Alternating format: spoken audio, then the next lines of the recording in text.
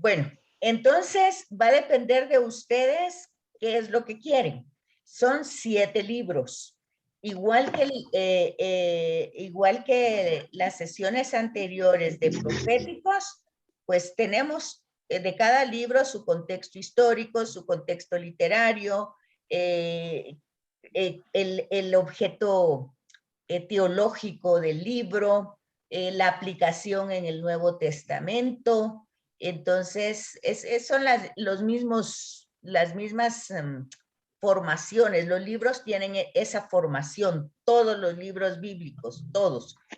¿Por qué? Porque se escribieron en épocas muy diferentes a cuando sucedieron los acontecimientos, porque básicamente es la recopilación de tradiciones orales que luego se ponen por escrito, y cuando se ponen por escrito, no necesariamente se va a llevar un orden, sino que es como que juntan toda la sabiduría. Ahora, ustedes tienen una ventaja, porque como ya estudiaron proféticos, ya estudiaron los libros proféticos, ya se dieron cuenta de que hay que apagar los micrófonos, si no, no nos escuchamos. Como ya estudiaron los libros proféticos, ya se dieron cuenta de que los libros no surgen del aire, sino que tienen un contexto histórico. Quiere decir, hay una historia. Los libros surgen por esa historia. Y tienen otra ventaja. Como vieron profetas, ya se dieron cuenta. Todo el enjambre que ha habido en relación a invasiones que ha tenido Palestina, exilios, dictaduras, bueno, ha tenido todo lo que tenemos hoy en la historia. Y entonces, en esos momentos, pues surge un tema, que dijera yo, profético, surge un personaje con un mensaje, pero aquí también en estos libros nos vamos a dar cuenta de que no somos inmunes al contacto con otras culturas. Entonces, los libros sapienciales que tienen que ver con sabiduría no es una sabiduría original solo de Israel, sino que acuérdense ustedes ya por los profetas con cuántas culturas han sido mezclados, ¿sí o no? ¿Sacaron eso claro en profetas? Sí. O sea, se fueron al exilio, regresaron del exilio, pero ahí ya llevaban impresa en su cultura y habían absorbido de la cultura babilonia. Después fueron los persas, otra cultura más. Después fueron los griegos, otra cultura más. Después fueron los romanos, otra cultura más. Antes de eso, los sirios, ¿verdad? Antes de eso, Asiria. Bueno, entonces vemos que es un lugar que está, con mucha riqueza, porque no hay que verlo como algo negativo, sino como una mucha riqueza cultural. Entonces, cuando nosotros vemos la Biblia, no solo vemos un libro religioso, vemos también gran riqueza cultural. También nos lleva a pensar cómo la gente interpretaba o intuía a Dios en ese tiempo, cómo de alguna manera las catástrofes las interpretaba de una manera, pues como eran teocráticos, aunque fueran politeístas, eran teocráticos. ¿Por qué quiere decir? Que tenían en la mente, aun cuando tuvieran toda aquella cantidad de dioses en el politeísmo, pero ellos sabían que, por ejemplo, ellos entendían que los rayos, pues un dios que se dedicaba pues a eso, ya tienen ustedes a Zeus, o si la lluvia, o si los terremotos, o si el mar. Entonces, aunque ellos eran de alguna manera, personificaban las fuerzas naturales en divinidades porque no las comprendían, Pero tampoco hay que verlo, ay, sí, porque eran ignorantes y ellos no entendían eso. No, pero ahí hay una mente teo, o sea, veían a Dios, aunque fuera equivocadamente, en las fuerzas naturales. Eso luego se va a llamar panteísmo, ¿verdad? Y claro, nosotros lo vamos a ver como politeísmo, o sea, como muchos dioses. Y panteísmo, pues dándole culto, adoración, pensando pues que son divinidades, ya sea por la belleza, ya sea por la fuerza, por ejemplo, el mar, ¿verdad? Los océanos, los mares, al no comprender sus profundidades, pues también tenían ese tipo de misticismo, de misterio. Entonces, toda esa riqueza de todas esas culturas de milenios, de siglos, son captadas por estos libros. Entonces, no es solo una sabiduría de Israel, sino que es una sabiduría humana. Entonces, eso quiero que quede, y ya tendrían que haberlo comprendido en los libros proféticos, que aquí no solo se ve, cuando uno entra al mundo de la Biblia, no solo ve un tema de Dios, sino ve una historia humana que se va desarrollando, que va evolucionando, que va cambiando, que va teniendo a veces mayor entendimiento, luego va teniendo también retrocesos, luego va teniendo dudas, luego va teniendo certezas, luego no, luego se cae, luego se levanta, en fin, todo eso es la humanidad. Y en medio de esa humanidad, pues a veces la idea de Dios, a veces la certeza de Dios, hasta llegar con Jesús, pues que es una persona que entiende y que está fundido en esa divinidad al que llama Padre y tiene una relación íntima. Pero si vemos antes de él, vamos a ver todo eso como subidas y bajadas de la humanidad, como adelantos y retrocesos, como comprender y quedar luego totalmente confundido. Bueno, así somos, esa es la humanidad. Bueno, pues esos son libros poéticos y sapienciales, o sea, sabiduría. Entonces, son 7 libros, 5 importantes que son los primeros y los otros 2 que sería la poesía lírica de que son los salmos y cantar de los cantares. Ahora viene la pregunta. ¿Cómo van a querer ustedes que yo distribuya estos 7 libros? ¿Cuánto tiempo tenemos? Eso para yo saber cómo dosifica. ¿Cómo lo vamos a hacer? ¿Cuánto tiempo? Según entendí, la sesión es de 6:40 a 8, ¿verdad? ¿Así me dijeron? Es correcto, licenciada. Lo que no tenemos definido todavía es cuántos cursos podríamos tener para que todos pudieran conectarse también. Ok, Habría que ponernos de acuerdo.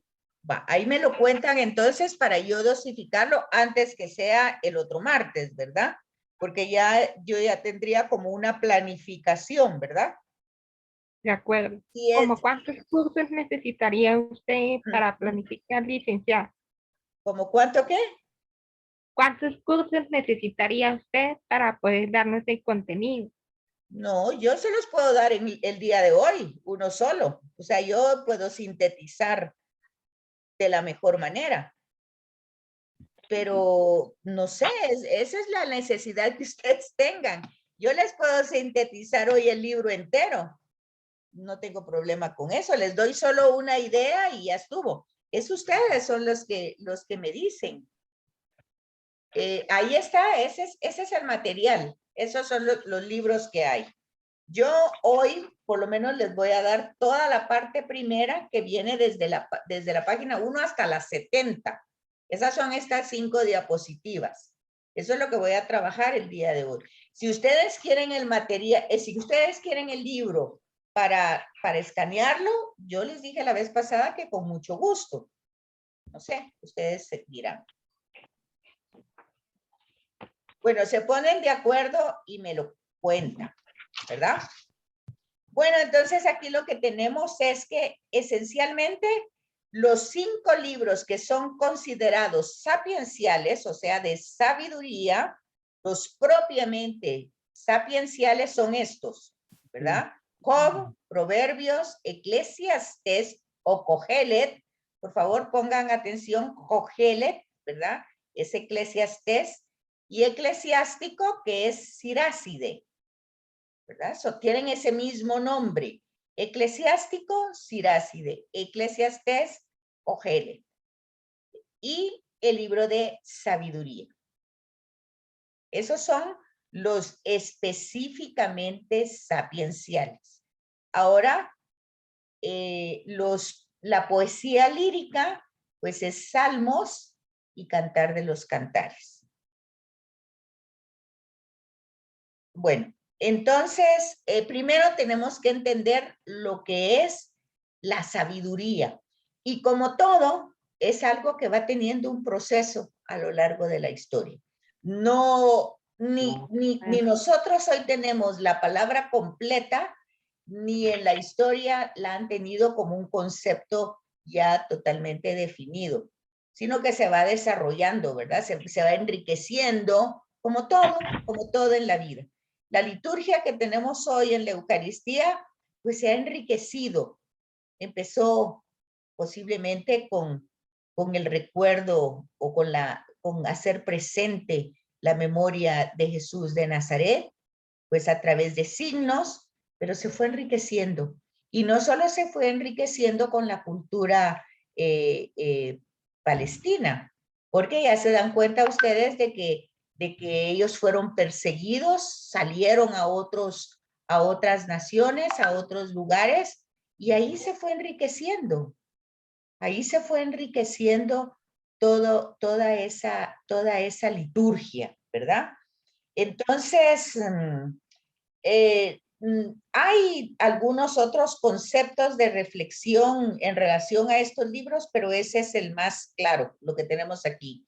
Los sapienciales y los poéticos o los líricos, ¿verdad? ¿Cuál es el tema por excelencia en esto? Pues no se trata tanto de eventos irrepetibles, porque fíjense, si ya se pusieron, si ustedes ya entendieron un poquito lo que es el mundo de la Biblia, ya se dieron cuenta que la historia no es tan diferente, no es tan diferente. Como que el ser humano no aprende tan rápido. Es decir, el ser humano puede avanzar tecnológicamente, científicamente, llegar a la luna, tal vez a otros lugares. Sí, puede ser que todo eso pase. La tecnología, todo lo que ustedes quieran. Pero humanamente, el ser humano sigue teniendo las mismas tendencias, las mismas inclinaciones y debe aprender a conocerse. Y como que eso le cuesta mucho, como que eso a veces muere sin saber quién es, ¿verdad? Muere, pues, tal vez esclavizado, puede ser hasta de la misma religión, o porque puede tomarse la religión como una evasión, ¿verdad? O como partes que me agradan y esas las aplico, pero las que no me gustan, pues no las tomo en cuenta. No logro ver el tema significativo de lo que es la palabra. Etimológicamente, ya dijimos, religión significa religado, estar ligado. En otra forma, estar pegado, estar íntimamente unido, religado, dos veces, tres veces ligado, o sea, pegado, fundido con una realidad. No es simplemente prácticas piadosas o prácticas de tradición o ritos, es más que eso. Pero eso poco a poco lo vamos a ir viendo que se van como tomando en cuenta y ahí entra la sabiduría. Como la sabiduría pues va teniendo primero cómo es comprendida en una fase primera, luego cómo se va enriqueciendo ese tema, ¿verdad? Entonces, ya se dan cuenta que los temas en la historia pues se repiten. Los acontecimientos y experiencias se van desarrollando generalmente con frecuencia. La experiencia cotidiana del hombre que percibe la realidad como algo profundamente vinculado al poder omnipotente y amoroso de Dios. Ahí empieza entonces la sabiduría. Cuando nos empezamos a dar cuenta, por ejemplo, ahorita no es la primera pandemia, han habido muchas pandemias y muchas epidemias, y puede ser que las circunstancias en que se vivieron las anteriores son diferentes a las de ahora, pero igual, la gente se murió, la gente padeció, puede ser que no habían hospitales, no había medicina, pero lo mismo, todo pasaba lo mismo. O sea, pero ¿qué aprendió el ser humano en ese tiempo? ¿Quiénes aprendieron? ¿Cómo aprendieron? ¿Qué lograron aprender los que sobrevivieron? Eso se plantea hoy mismo. No importa que las circunstancias sean hoy diferentes. La pandemia es, ¿qué aprendió la gente? ¿Qué logró? ¿Quiénes aprendieron? ¿Quiénes retrocedieron? ¿Quiénes no aprendieron nada?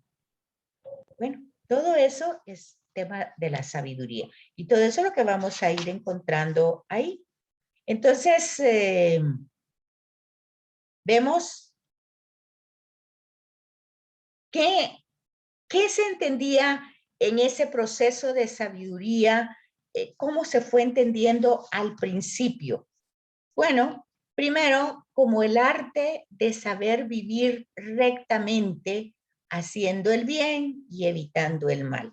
Eso es como la parte primitiva, por decir así. Bueno, una persona sabia es la que se esfuerza por hacer las cosas bien y evita hacer el mal. Pero oigan, cuando Pablo dice, mi proceder no lo entiendo, porque hago el mal que no quiero y no hago el bien que sí quiero.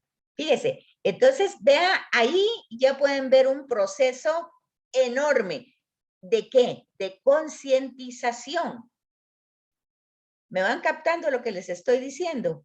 Ya hay un sentido más profundo. Pablo ya dice, ajá, me doy cuenta que, y eso tiene que ver con la ley, porque la ley va a decir, la ley me puede señalar dónde está lo malo, sí, pero no me da la fuerza, no me capacita a evitar eso malo, solo me señala, eso es malo. Y puede ser que yo haciendo eso malo me sienta eufórica o la adrenalina se me active. Y entonces como que yo lo voy a hacer con más frecuencias porque eso me emociona. Ok, sé que eso está mal, pero de alguna manera al hacerlo, pues lo disfruto. Entonces, o puede desde otra manera, no quiero hacer eso, pero hay una fuerza mayor como que me maneja, ¿verdad?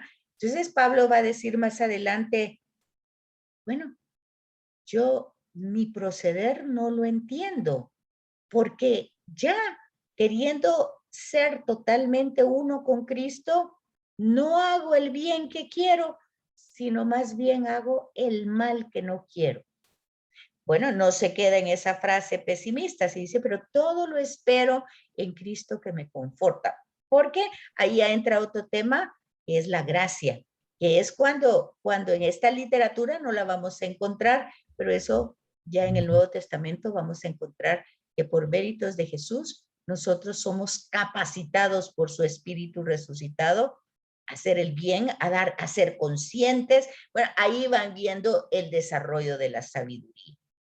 Otra manera de entender la sabiduría era como el modo adecuado de enfrentar diversas circunstancias.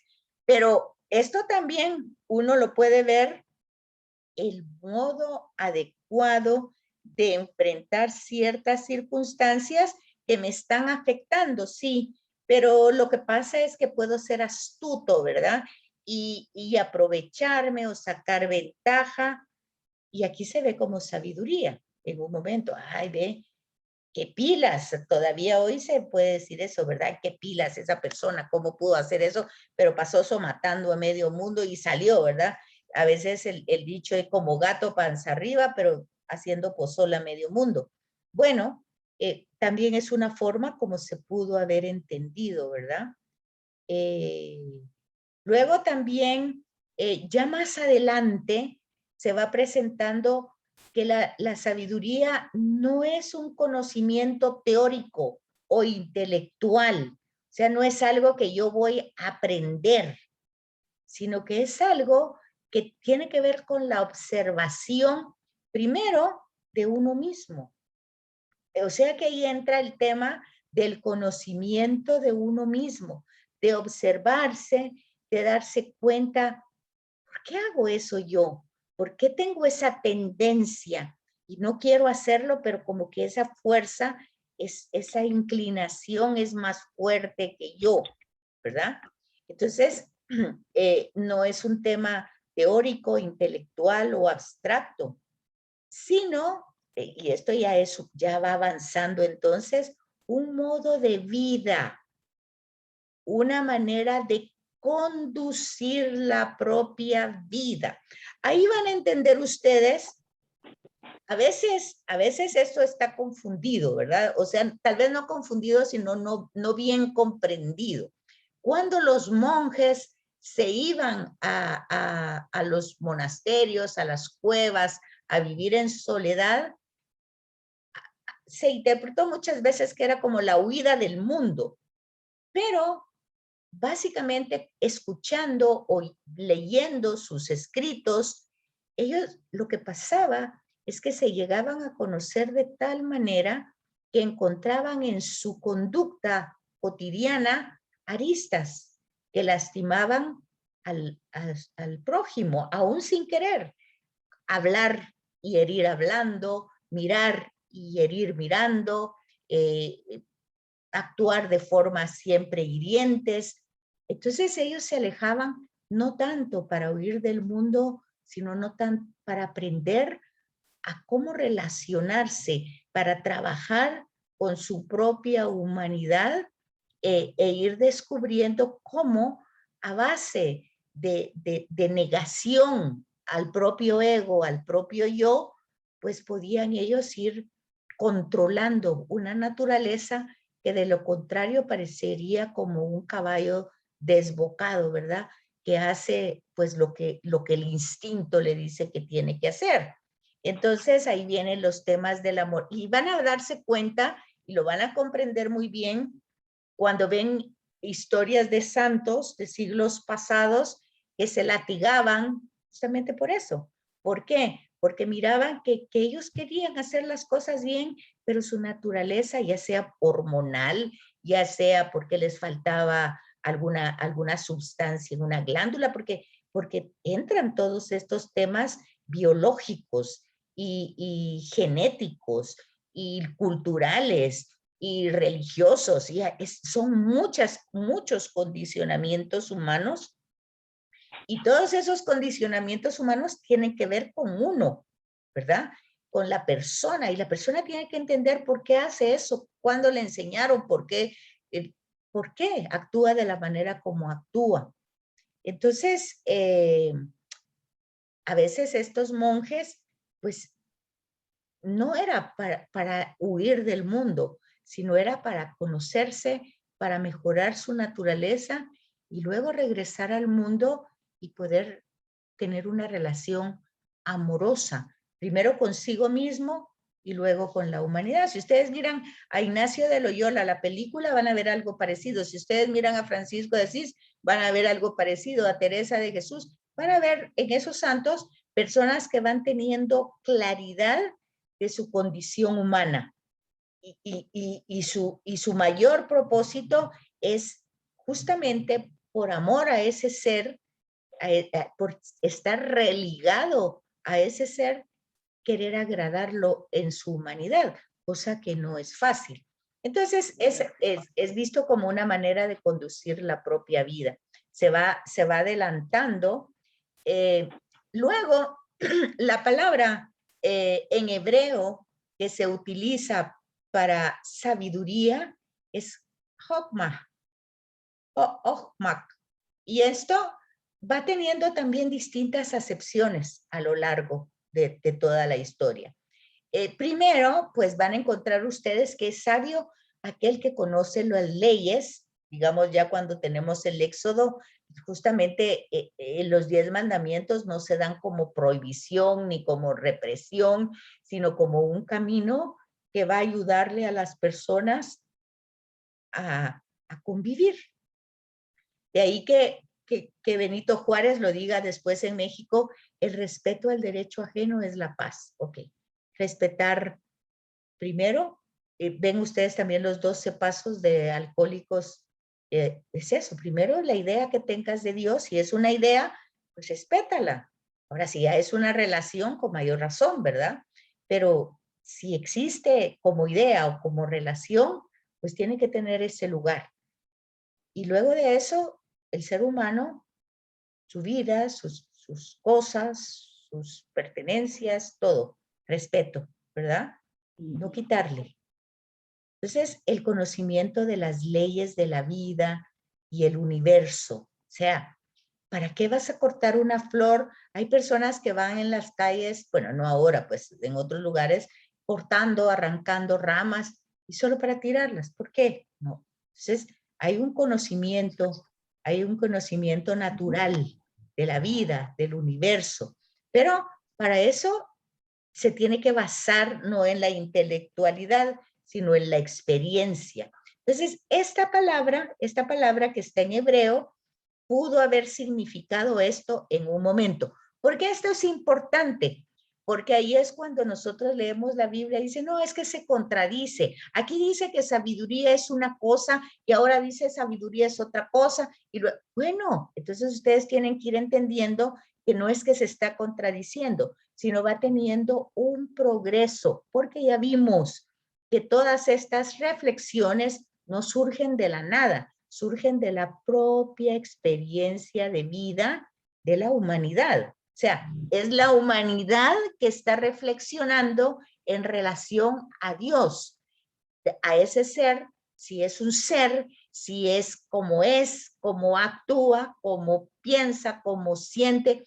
Ok, ahí estamos hablando de rasgos antropomórficos, estamos poniéndole formas humanas, pues estamos diciendo piensa, habla, siente, entonces estamos hablando de un ser humano, ¿verdad?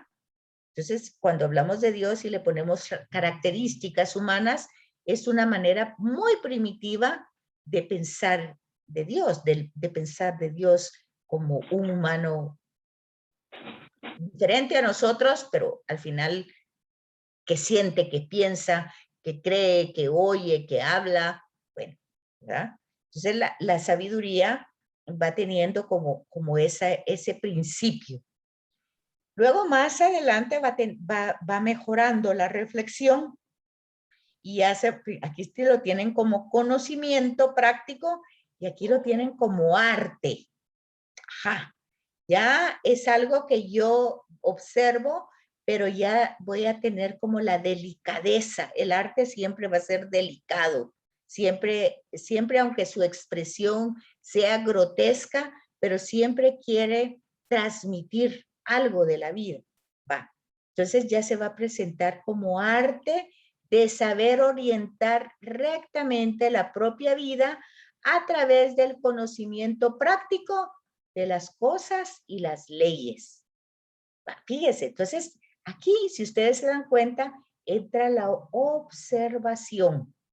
Ya para tener un arte hay que observar. Ya no es solo mirar, sino que ver más allá. Ahí van a ver ustedes, por ejemplo, cuando una persona hace un dibujo de una cara, de un rostro, pues ustedes se van a dar cuenta que el que capta más la mirada, la expresión, se va a hacer el mejor retrato, ¿verdad? Pintado. Entonces, pero se dan cuenta que ya es un arte. Aquí lo tenemos como un conocimiento práctico, o sea, la gente observaba el universo, pues lo poquito que podía ver en su momento con sus propios ojos, y sí, lograba ver inmensidades, lograba ver el sol, y por eso todavía usamos la palabra, el sol sale y el sol se va o entra, pero no sale ni entra, ¿verdad? Simplemente eso es lo que nosotros miramos que sale y que se va o qué sé yo, pero el hecho es que ni sale de ningún lado ni entra a ningún lado. Simplemente ya hoy entendemos los movimientos. Bueno, pero aquí no lo entendían así. Entonces, la sabiduría ya dejaba de alguna manera a los seres humanos pues admirados de algo que su mente no podía captar. Si se va, ¿a dónde se va? ¿Va a aparecer mañana otra vez o no va a aparecer? De hecho, por eso se le va a dar culto a Dios. ¿Por qué estoy hablando de eso? Porque muchos de esos temas tomados al Dios Sol van a estar en los Salmos, ¿verdad? Y si ustedes se fijan un poquito y ponen atención, la custodia del Santísimo, ¿qué es? ¿Qué es la custodia del Santísimo? Pues es la imagen, ahí está en el centro, pues la hostia, pero es como uno dibuja un sol, ¿o no?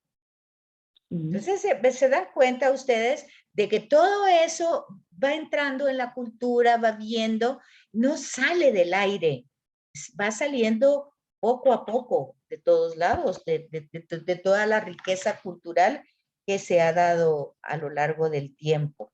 Entonces aquí tenemos esa terminología, ¿verdad? Y las diversas acepciones que va teniendo esta palabra, que está en hebreo aquí. Bueno, luego tenemos que la sabiduría, ¿cómo decimos hoy, por ejemplo, que una persona, ay, qué sabia es esa persona? Hoy no usamos tanto eso, utilizamos más que son genios o que son personas muy intelectuales, o hoy tenemos el tema, la palabra son nerds, o sea, son muy científicos, en fin, hoy tenemos otras palabras, ¿verdad? Pero han habido estudios para presentar la sabiduría bíblica como cualidad del hombre. Entonces, vamos a ser honestos, hay personas que tendrán esto como más natural, algunas personas como que tendrán esta sabiduría como algo innato en ellos, y a otros pues que ni se les nota, ¿verdad? A otros ni siquiera. Pero están esos estudios, cómo dividirlos, ¿verdad? Y estos estudios lo dividen en tres grandes grupos. Y cada grupo tiene su propio significado, la palabra que vimos anteriormente, que es Hokmah, ¿verdad? A veces se aplica, aquí lo tienen, en una forma primitiva, es sabio aquel que adivina. Y lo vamos a tener en la escritura. Vamos a tener en la escritura algunos adivinos. Si ustedes ven profeta, por ejemplo, cuando Saúl pierde sus animalitos que está buscando, dice, vamos al adivino. ¿Quién era el adivino? El profeta, ¿verdad? El profeta Samuel. Entonces, ¿qué les estoy diciendo ahorita? Bueno, pues que la sabiduría el profeta vimos en el profetismo, era un hombre elegido, llamado por Dios, y que tenía una intimidad con él y pues daba un mensaje directo que Dios le daba.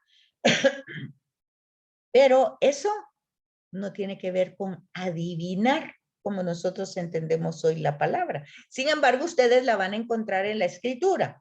¿Qué les estoy diciendo? Que no pueden quedarse con esa acepción, ¿verdad? Porque esa es primitiva.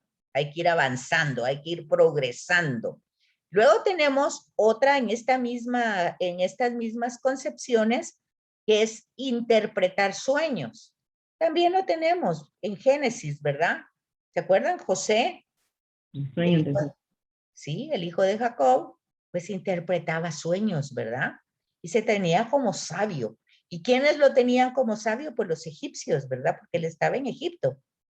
¿Se fijan? Ahí hay otra cultura. Nunca lo vimos como que ellos, esta cultura egipcia también ya estaba impregnada en los hebreos. Ciertamente los egipcios eran monoteístas porque no tenían tantos dioses, ¿verdad? Sino que tenían solo al dios Sol. Pero era el Sol, era un panteísmo, ¿verdad? Luego, esta palabra, por favor, se las dejo para que la busquen. Oniromancia, por favor. Ahí la tienen. Búsquenla, porque también la vamos a encontrar en la Sagrada Escritura. Y también vamos a encontrar la palabra magia, como que eran magos. ¿Dónde encontramos eso? En el Éxodo, ¿verdad? Cuando vemos a Aarón o a Moisés con la vara tocando, ¿verdad? Y cuando está ese enfrentamiento entre los personajes egipcios y Aarón, que hacen las mismas cosas que hace Moisés y que hace Aarón. ¿Sí? ¿Saben de lo que les estoy hablando? ¿Sí? ¿Conocen esos pasajes? ¿Sí? Ok. Entonces tenemos todo eso como un principio, ¿verdad? De que esa cualidad humana pues esa sabiduría es una cualidad humana. Algunos la tienen, otros no. Hoy eso se ha puesto muy, muy de moda con la New Age, ¿verdad? Y están los famosos psíquicos, ¿verdad? Sí, pero